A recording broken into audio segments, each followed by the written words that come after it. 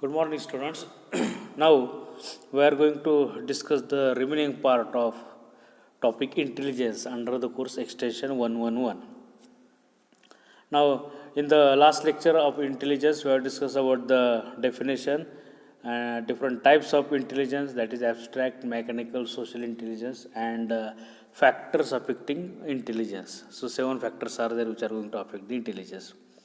Now, the next part of this intelligence topic that we are going to discuss, that is the measurement of intelligence. Now, different scales are going to be used for measuring the intelligence level. In short, we have to discuss that different scales. In that, first one is Standard Binet scale or Stanford Binet scale. Now, this scale is developed by French psychologist Alfred Binet, and later it is revised by American psychologist L.M. Terman of Stanford University. So, the name is Standard Binet Stanford Binet scale. According to this scale, the general intelligence is expressed as intelligent quotient. That means intelligence level of individual is expressed in terms of intelligent quotient. That is called as IQ. The long form of IQ is asked in exam. Now, this IQ is based on the ratio between individuals' mental age and chronological age. Mental age and chronological age. According to that, the ratio of intelligence is going to be calculated.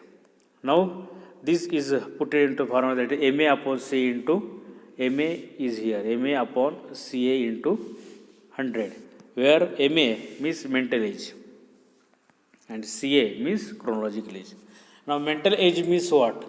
Mental age, that means before that we will see the chronological age. Chronological age means the age of that individuals, today's age of that individuals. For example, suppose your age is right now is 20 years. So, the 20 is your chronological age. Now, what is mental age?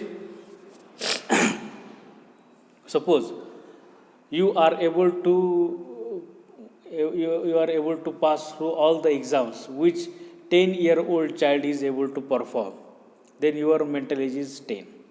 If you are able to pass all the exams which 20-year individual is able to perform, then your mental age is 20. If you are able to perform all the tests of individual having age 25 years, then your mental age is 25. Likewise, mental age is going to be calculated. So, mental age upon chronological age into the 100. The purpose of multiplying 100, that is to avoid the decimals. Okay. So, same thing what I have explained here, that is given here, that is 10-year child. If you are able to perform all the tests what 10-year child is able to do, then your mental age is 10. Regardless whether chronological age is 15, 20, 25, whatever is. Likewise, with this formula, the intelligence is going to be used. Is to calculate. This test is used to measure the verbal intelligence. Verbal means where the words are going to be used. In that case, this intelligence level is going to be used. Now, there are different categories of IQs. So, they are classified as these categories are going to be asked in the fill in the blanks. After the calculating IQ, whatever percentage you get, you have to put that percentage into the table. By that way, you are able to define the IQ level of that individual. So, for idiot, the IQ level is below 25. For imbecile, it is 25 to 50. For moral people, it is 50 to 70. Borderline, it is 70 to 80. Low normal, 80 to 90.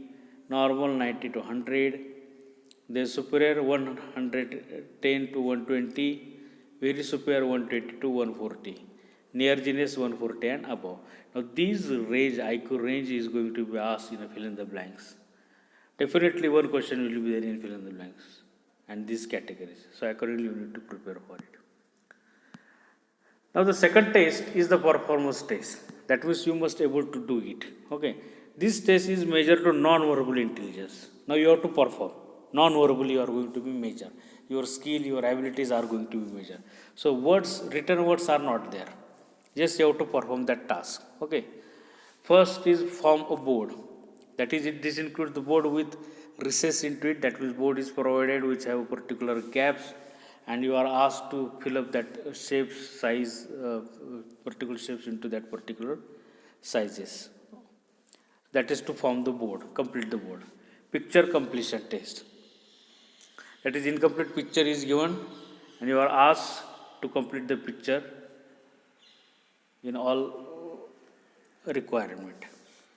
In this case, the time required, accuracy, and neatness are going to be recorded, and according to that, your IQ is calculated. The third scale is Weiss and Witz test or Wechsler-Billows scales. Now, Wechsler, there are two tests. Wechsler Adult Intelligence Scale. This scale is used for individual having age 60 and above. And Wechsler Intelligence Scales for children. These are used for the children having age from 2 to 15. Adult 60 and above. Children 2 and 50. Now this test is combination of both verbal and performance test, verbal and non-verbal. In standard banded, only verbal. Performance test, non-verbal. But here, both verbal and non-verbal are going to be evaluated. Both the tests consist of two parts, verbal and performance. The verbal section includes the test, general information, comprehension, vocabulary, similarity between one, arithmetic, digit span. So these are the tests which are going to be carried out to test the verbal intelligence of the individuals. And for non-verbal section, digit symbols, picture completion, block design, picture arrangement, object assembly. So these questions are going to be asked, or these tasks are going to be asked to perform to judge the non-verbal intelligence of the individual. Now, psychologists compute the subjects means individual's intelligence by rating comparison of his test purpose with the score earned by other groups, other persons of same age groups. Okay. That means, suppose in your division 40 students are there. Now, test is going to be conducted for 40 students. Out of that, whatever the score you earn, your score is going to be judged with the scores which are earned by other students. Average score is going to be calculated out of 40.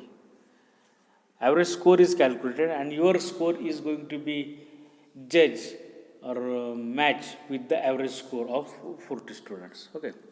So if he is at the mean, individual is at the mean, his IQ is set as 100.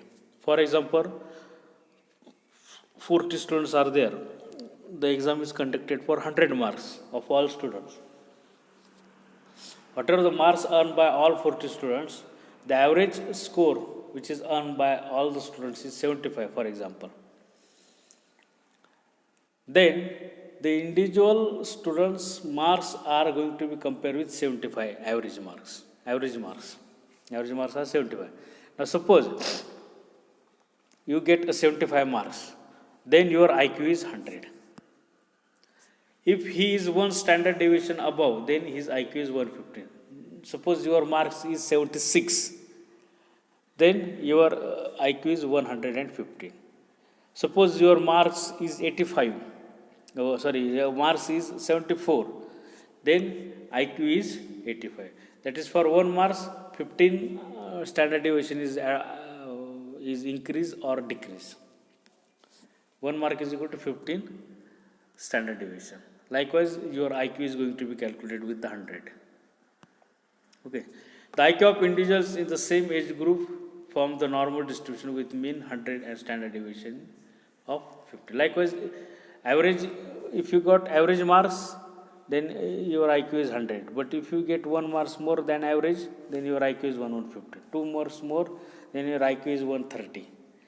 If you get 2 marks less, then your IQ is 70. We are directly 15 and 15. Likewise, your IQ level is calculated and you have to put that IQ level into IQ level table, and likewise your level of intelligence is going to be calculated. So these are the 3 tests which are used to measure the intelligence level of the individuals.